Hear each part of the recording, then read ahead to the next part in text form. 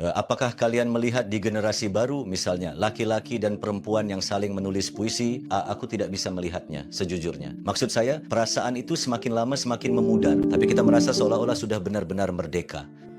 Lalu kita menoleh ke belakang. Ternyata tidak juga, kali ini pun belum. Artinya kita masih belum benar-benar merdeka. Lalu kita mulai berkata, ternyata ini juga sebuah pengarahan, ini juga kebebasan yang diarahkan. Selain itu, ada juga hal-hal yang lebih bersifat pribadi pada tubuh. Di dalamnya ada soal keperawanan, aborsi, hubungan dengan lawan jenis, atau kontak fisik dengan lawan jenis dan sebagainya. Di ranah-ranah ini, bentuk-bentuk keagamaan tradisional tampaknya masih cukup bertahan, namun sekularisasi juga tampak telah membuka banyak pintu. Saya pernah merumuskan ini sebagai agama mempercayakan perempuan kepada laki-laki dan laki-laki mempercayakan agama kepada perempuan. Apa maksud saya? Begini maksudnya. Di Istanbul,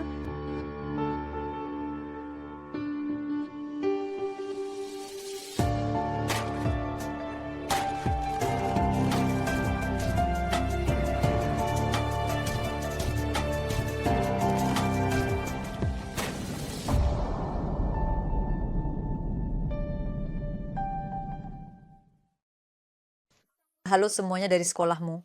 Pemirsa yang terhormat, hari ini kita akan membahas tentang sekularisasi dan politik tubuh.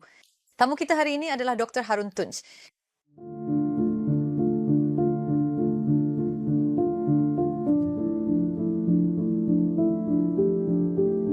Selamat datang Pak Dokter. Terima kasih banyak. Pak Dokter, sebelumnya kami pernah membuat sebuah program bersama Anda.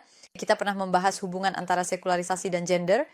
Hari ini, kami ingin menilai sekularisasi juga dari sudut pandang politik tubuh bersama Anda. Tentu saja masih berkaitan dengan bidang studi Anda. Kita sedang membicarakan tentang konsep modernisasi. Ada sebuah transisi dari yang tradisional menuju yang modern. Nah, menurut Anda, seperti apa perubahan dan transformasi dalam persepsi tubuh di sini? Begini, pada masa tradisional, tubuh berada dalam orbit agama. Agama memiliki keinginan dan tuntutan terhadap tubuh. Melalui simbol-simbol dan juga melalui sejumlah ritual, diharapkan hal ini dapat terlihat pada tubuh. Lebih banyak, jiwa dipandang sebagai sesuatu yang dimuliakan, sedangkan tubuh dianggap sebagai sesuatu yang, dalam tanda kutip, harus didisiplinkan. Dengan kata lain, dalam beberapa hal, tubuh seolah-olah terpenjara oleh jiwa. Namun, seiring dengan era modern, tubuh menjadi lebih menonjol, lebih menjadi subjek, bisa dibilang demikian. Nah, di sini tentu saja pada masa tradisional, tubuh lebih banyak dipandang sebagai titipan dari Tuhan. Dan titipan ini dianggap harus dikembalikan kepada pemiliknya dalam keadaan utuh dan selamat. Misalnya, orang tua kita, generasi yang lebih tua, ketika ditanya bagaimana kabarnya atau sedang apa, mereka sering berkata, saya sedang membawa titipan. Yang mereka maksud di sini sebenarnya adalah tubuh. Jadi aku akan membawa kepercayaan itu. Dan ketika waktunya tiba, saya akan mengembalikannya dan mereka juga menganggap tidak pantas untuk terlalu banyak mengambil keputusan atas tubuh itu. Namun, seiring dengan era modern, pemahaman dan pendekatan tubuhku adalah milikku, keputusanku adalah milikku, mulai lebih sering diungkapkan. Di sini, segala bentuk keputusan dan modifikasi terhadap tubuh dianggap bisa dilakukan. Sejujurnya, tubuh mulai ditampilkan seolah-olah lebih menonjol dan lebih menjadi subjek dibandingkan jiwa. Kali ini, jiwa justru seolah-olah terpenjara di dalam tubuh. Pada akhirnya, memang tubuh yang menonjolkan dirinya. Tubuh berkata, aku di sini, aku ada, dengan segala kemilaunya, dengan segala yang dikonsumsinya. Namun di sini juga mulai muncul sebuah masalah. Tubuh perlahan-lahan mulai menjadi seperti mesin. Jadi mulai muncul tubuh yang terbebas dari emosi. Tubuh itu semakin estetis, semakin berkilau, namun mulai kehilangan emosinya. Jika kita melihat dari sudut pandang masa tradisional, ya, tubuh perempuan selalu diposisikan seperti kutub positif dan negatif. Sedangkan tubuh laki-laki diposisikan lebih netral. Hal ini menimbulkan kerugian bagi perempuan. Tapi saat ini saya sedang membicarakan sesuatu yang berbeda. Jadi di era modern, jika kita melihat dari kedua jenis kelamin, tubuh ditampilkan dengan segala kilau dan keterbukaannya. Namun kali ini yang muncul adalah tubuh yang terbebas dari emosi. Jadi di sini terjadi proses objektifikasi. Ya, itu memang yang saya maksud. Ketika menjadi objek, lalu menjadi subjek, kemudian kembali lagi menjadi sandaran, memang ada masalah seperti itu yang dihadapi sejujurnya. Bisa saya katakan seperti itu. Misalnya, di generasi baru, apakah Anda melihat laki-laki dan perempuan yang saling menulis puisi? Sejujurnya, saya tidak melihatnya. Maksud saya perasaan semakin lama semakin memudar. Tapi baik laki-laki maupun perempuan, semua orang justru bisa tampil dengan tubuhnya secara lebih mencolok, lebih estetis misalnya, dengan cara yang menarik. Itu mengingatkan saya pada sesuatu, Pak. Salah satu dosen Anda pernah membicarakan hal itu. Jadi, seorang dosen perempuan yang membicarakan hal ini, dan sebenarnya saat kami masih di Fakultas Teologi, tidak ada bagian tubuh kami yang terlihat. Kami mengenakan pardesu panjang, jilbab panjang, tapi bahkan gerakan jilbab itu saja bisa dijadikan puisi, kurang lebih begitu yang dia katakan. Itu yang baru saja mengingatkanku. Misalnya, jika kita kembali mengambil contoh tubuh perempuan menjadi lebih terlihat. Apakah hal ini harus dipandang sebagai sebuah kebebasan bagi perempuan atau justru bisa kita pahami sebagai bentuk tekanan sosial yang baru? Sejujurnya, tubuh ya benar-benar berada dalam pengepungan. Bisa dibilang seperti itu.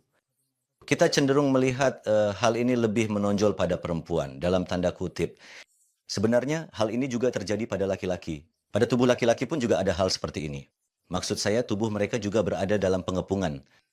Ini berkaitan dengan situasi yang tadi kita sebutkan, di mana seseorang bisa berubah dari objek menjadi subjek, atau dari subjek menjadi objek. Hari ini, tubuh perempuan dikonsumsi oleh struktur patriarkal, kapitalis, dan konsumtif. Tapi di sisi lain, tubuh perempuan juga benar-benar terkuras. Maksudnya, hari ini perempuan terus-menerus, dalam tanda kutip, dipajang di etalase dengan tubuhnya. Di industri periklanan, di industri pemasaran. Lalu misalnya perempuan juga bermasalah dengan sepatu hak tinggi. Entahlah, apakah saya yang terlalu berlebihan? Saya melihat dengan sepatu hak tinggi itu, di dunia kerja, di kehidupan publik, perempuan benar-benar harus menanggung banyak kesulitan hanya untuk bisa hadir di sana. Itu yang ingin saya katakan. Memang sulit, Bu. Ya, dan masih ada topik-topik lain juga. Ini adalah sistem yang terus-menerus konsumtif, kapitalis. Perempuan terus-menerus didorong untuk mengonsumsi. Dikatakan bahwa kamu hanya akan eksis jika terus mengonsumsi. Seolah-olah dari aku berpikir, maka aku ada, menjadi aku mengonsumsi, maka aku ada. Itulah yang terjadi. Tapi seperti yang saya katakan, kita tidak boleh melewatkan hal ini di sini. Bukan hanya perempuan yang mengonsumsi. Hanya wanita yang menjalani operasi estetika. Jangan sampai kita berpikir bahwa hanya tubuh perempuan saja yang menjadi sorotan. Perempuan hanya 1-2 langkah lebih maju dari laki-laki. Jadi sebenarnya tidak lebih dari itu. Laki-laki juga mengonsumsi, tubuh laki-laki juga menjadi estetis. Sebenarnya laki-laki juga mengikuti tren ini. Tentu saja, mereka juga mengikuti. Memang begitu. Jadi tidak perlu semua perhatian diarahkan hanya kepada perempuan. Sejujurnya, satu mata harus diarahkan ke perempuan dan satu lagi ke laki-laki. Selain itu, di sini ada konsep persepsi tubuh ideal. Persepsi tubuh ideal yang kita lihat seiring dengan sekularisasi, yang menjadi terlihat di media sosial yang disajikan oleh media. Bagaimana hal ini diproduksi? Bagaimana seharusnya kita melihat cara penyajian persepsi tubuh ideal di sini? Misalnya, mari kita lihat profil perempuan cantik dan laki-laki tampan. Di sini, baik di media sosial maupun di berbagai platform lainnya, tidak masalah, ukuran dan kriteria berubah begitu cepat sehingga sekarang sangat sulit untuk mengikutinya.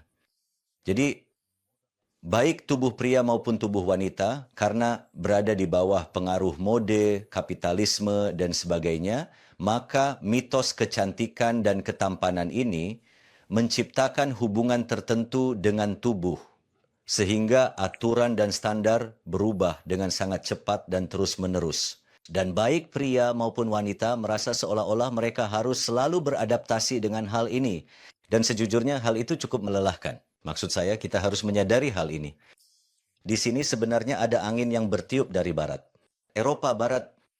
Lalu ada juga angin yang datang dari Korea, yang kita sebut budaya K-pop. Jadi mari kita lihat sekeliling kita. Generasi baru seolah-olah ditaburi kapur, kulit putih menjadi semacam standar, benar-benar menjadi tolok ukur. Misalnya, lihatlah kacamata para wanita atau pria. Tiba-tiba semua kacamata menjadi oval. Padahal dulu juga ada kacamata kotak. Tapi saya benar-benar serius. Menurut saya perubahan mendadak semua kacamata menjadi oval ini sepertinya bukan sesuatu yang alami. lewat media sosial dan sebagainya, angin budaya K-pop yang kita sebut, juga pengaruh dari barat dan lain-lain.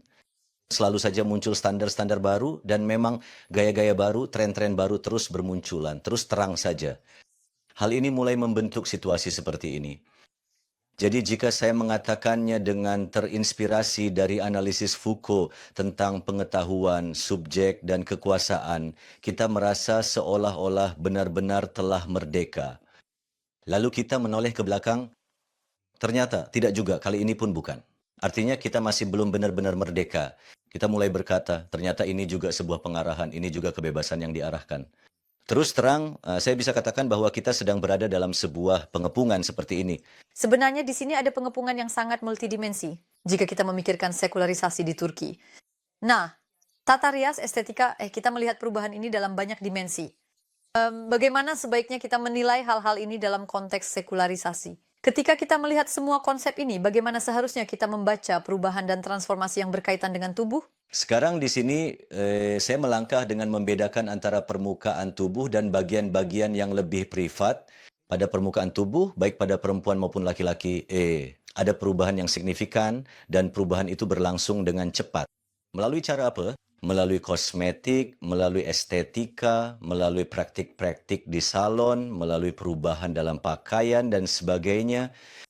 Jadi pada kedua jenis kelamin, perubahan yang cepat bisa saja terjadi. Hanya saja, kadang-kadang perempuan tampak seperti 2 langkah lebih maju sejujurnya. Tapi menurut saya, perubahan pada kedua jenis kelamin berlangsung hampir dalam skala yang sama. Pada bentuk-bentuk yang tampak di permukaan tubuh seperti pakaian, warna, estetika, praktik di salon. Di sini, perbedaan gender tampaknya sudah sangat menyempit. Jadi, gaya hidup unisex sepertinya semakin meningkat. Perbedaan antara pakaian pria dan wanita, juga perbedaan warnanya, tampaknya sudah sangat berkurang. Tentu saja dari sudut pandang pendekatan agama, hal ini tampaknya tidak terlalu diterima. Di sini sejujurnya terlihat ada sekularisasi yang lebih cepat. Tentu saja ada hal lain juga. Di sini kita juga harus mempertimbangkan hal ini dengan cermat dan seksama. Pakaian, riasan, aksesori, estetika, praktik di salon kecantikan. Pandangan kita seharusnya tidak hanya terfokus pada perempuan saja. Di sini sebenarnya ada perubahan besar juga dalam praktik kaum pria. Misalnya, jika kita bandingkan salon pria dan salon wanita saat ini, sebenarnya pria tidak kalah dari wanita. Hampir semua jenis perawatan dan praktik tersedia. Maksud saya, jika kita lihat hal-hal yang dilakukan demi kecantikan atau ketampanan. Tapi seperti yang saya bilang, di bagian-bagian yang lebih permukaan ini, perbedaan gender seolah-olah lebih cepat memudar. Peran dan identitas ini juga tampak semakin rata atau seragam. Lalu ada juga hal-hal yang berkaitan dengan bagian tubuh yang lebih privat. Di dalamnya ada isu keperawanan, aborsi, hubungan dengan lawan jenis, atau kontak fisik dengan lawan jenis dan sebagainya. Di area-area ini, bentuk-bentuk keagamaan tradisional tampaknya masih cukup terjaga, tetapi sekularisasi juga tampak telah membuka banyak pintu. Sebenarnya, masalah utama justru mulai muncul di bagian-bagian ini. Kenapa? Karena dalam hal-hal seperti ini, maskulinitas menciptakan budaya yang cukup munafik, saya harus mengatakan itu. Kenapa? Karena mereka ingin menyerahkan privasi, agama, religiusitas, moralitas, semuanya kepada perempuan. Mereka ingin agar tanggung jawab itu tetap ada pada perempuan. Karena itu saya pernah merumuskan hal ini sebagai perempuan mempercayakan agama kepada laki-laki, laki-laki mempercayakan agama kepada perempuan. Apa maksud saya? Begini, seruan Nabi Muhammad agar perempuan dipercayakan kepada laki-laki sebenarnya adalah sikap yang polos dan tulus. Artinya lindungilah mereka. Kami telah memberikan beberapa hak dan juga menetapkan beberapa hak. Lindungilah hak-hak ini. Namun, jika kita melihat pada pemikiran atau gaya hidup di era modern, laki-laki lebih sering dikaitkan dengan sekularisme. Bahkan, seolah-olah menjadi sekuler itu adalah sesuatu yang alami. Mereka berpikir dan berpegang pada anggapan bahwa perempuan harus tetap religius, seolah-olah agama dipercayakan kepadanya dan akhirnya agama pun dipercayakan kepada perempuan. Jadi seolah-olah dialah yang harus menjadi orang yang bermartabat, terhormat, menjaga agama dan mewakili moralitas. Terus terang, di sini kita para laki-laki, saya masukkan diri saya juga agar tidak menimbulkan masalah. Kita menciptakan budaya yang agak munafik di sini. Ya, memang begitu. Dan dalam banyak hal, perempuan terus-menerus berusaha diawasi. Misalnya, Anda pasti sering mendengar kalimat ini. Seorang pria berkata kepada istrinya seperti ini. Aku percaya padamu, tapi aku tidak percaya pada orang-orang di luar sana. Apa maksudnya itu? Sebenarnya itu berarti kamu yang harus menjaga batas-batasmu. Lalu bagaimana denganmu? Maksudnya kalau kita tanya pada laki-laki. Karena itu sudah dianggap sebagai sesuatu yang alami atau sekuler. Seolah-olah dia tidak membutuhkan hal seperti itu. Kalau kita melihatnya dari konteks agama, mungkin kita juga perlu melihat simbol jilbab pada perempuan. Karena seperti yang Anda katakan, laki-laki telah mempercayakan agama kepada perempuan. Dan melalui jilbab, terutama karena ada representasi agama, maka beban pun diberikan di sini. Nah, hal ini bisa dibaca seperti ini. Artinya seorang perempuan dimanapun dia berada, dia mewakili agamanya dengan jilbabnya, memperlihatkannya, dan ada tanggung jawab besar terkait hal itu di pundaknya. Namun di sisi lain, jika kita lihat bahkan seorang laki-laki religius pun tidak memiliki tanggung jawab atau penyerahan diri seperti itu. Dan sebenarnya ada persepsi bahwa tidak ada simbol semacam itu pada laki-laki. Ya? Bahkan, izinkan saya mengatakan sesuatu dari sudut pandang yang berlawanan. Misalnya, jika kita melihat dari sudut pandang lingkungan religius konservatif, hari ini perempuan berjilbab, perempuan religius, semangat mereka untuk bertahan hidup, kegembiraan hidup mereka jauh lebih tinggi dibandingkan laki-laki. Dan saya mengatakan ini meskipun ada semua penindasan dan segala hal negatif yang terjadi sejak 28 Februari. Meskipun begitu, energi hidup mereka tetap tinggi. Mereka menghasilkan karya-karya besar di bidang ilmu pengetahuan, budaya, seni, filsafat, dan pemikiran. Mereka yang berminat pun mulai tampil di hampir semua cabang olahraga dan bidang musik. Di sini, alih-alih para pria membuka jalan, memberikan dukungan, atau melakukan berbagai tindakan yang mendukung mereka, mereka justru sibuk mempermasalahkan warna jilbab para perempuan, atau kehadiran mereka di ruang publik kadang-kadang dianggap mengganggu. Tapi saya harus mengatakan ini, saat ini misalnya ada seorang gadis karateka bernama Kubra Daule. Jejak yang ditinggalkan gadis ini di ranah publik, di layar, di berbagai platform dengan jilbabnya. Kenapa saya mengatakan ini? Maksud saya tidak mengatakan ini karena gadis kita itu pasti religius atau konservatif. Jejak yang ia tinggalkan di lingkungan religius konservatif maksud saya, jika kita pikirkan dalam konteks apa yang Anda tulis dan bicarakan, berapa banyak laki-laki, berapa banyak guru laki-laki yang ucapannya bisa meninggalkan jejak seperti yang ditinggalkan gadis itu, saya benar-benar penasaran dengan hal ini. Saya sedang membicarakan hal ini sedikit. Jadi sejujurnya kita juga perlu sedikit melepaskan perhatian dan campur tangan kita dari perempuan berhijab. Kalau ruangnya semakin terbuka, saya berbicara dari sudut pandang representasi agama. Saya tidak mengatakan soal kesalehan, karena kenapa? Di era postmodern yang dikatakan adalah bahwa kesalehan yang mendalam mulai menghilang, sementara religiusitas yang dangkal justru meningkat. Simbol-simbol kini hanya menunjukkan kesalehan dan sekularisme di tingkat simbol saja, begitu katanya. Oke, itu jilbab. Perempuan berhijab, ya, mereka mewakili dan memang mereka mewakili dengan caranya sendiri. Dalam hal ini, menurut saya akan lebih baik jika kita sedikit menahan diri dari ucapan dan tindakan yang menyindir, mengontrol, atau menekan perempuan berhijab yang religius. Itu pesan yang sangat bagus, Tuan.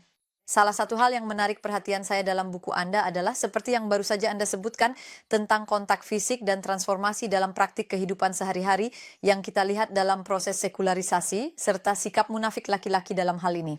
Baiklah, Anda punya contohnya, sangat bagus. Sebagai penelitian lapangan, Anda juga membahas sudut pandang orang-orang religius terhadap berjabat tangan dan berpelukan melalui berbagai contoh, juga sudut pandang orang-orang sekuler. Jika kita membahas ini lebih lanjut, bagaimana pandangan Anda tentang hal ini, Bu? Di sini misalnya dalam situasi seorang pria dan wanita berjabat tangan, bagaimana sudut pandang terhadap wanita yang berjabat tangan dan bagaimana sudut pandang terhadap pria yang melakukannya, bagaimana hal itu berubah dan terbentuk? Ya, begini, bukan hanya soal berjabat tangan saja, tetapi umumnya jika kita melihat persepsi tentang tubuh perempuan dan laki-laki, serta tubuh yang berkaitan dengan gender, sejujurnya saya tidak melihat perbedaan yang begitu besar antara kelompok sekuler modern dan kelompok religius konservatif. Terutama dalam hal perempuan, khususnya mengenai tubuh perempuan. Hampir semua ideologi, semua pemikiran pada akhirnya memiliki pandangan yang sama. Bisa saya katakan seperti itu. Memang kenyataannya seperti itu. Tentu saja dalam hal-hal yang lebih spesifik bisa saja muncul perbedaan. Misalnya soal berjabat tangan, berpelukan, dan sebagainya. Namun jika kita melihat dari sudut pandang religius konservatif misalnya, berjabat tangan kini hampir tidak lagi menjadi masalah dalam gaya hidup modern. Namun, misalnya, berjabat tangan dengan menyentuhkan wajah atau berpelukan sambil berjabat tangan. Saya maksudkan untuk lawan jenis. Hal seperti itu masih tetap dijaga menurut saya. Saya pernah merumuskannya seperti ini. Tangan kita adalah rumah umum, wajah kita adalah area privat. Jadi memang ada hal-hal seperti itu. Ada juga bentuk-bentuk antara hal-hal yang berbeda yang belum benar-benar berubah, yang masih bertahan.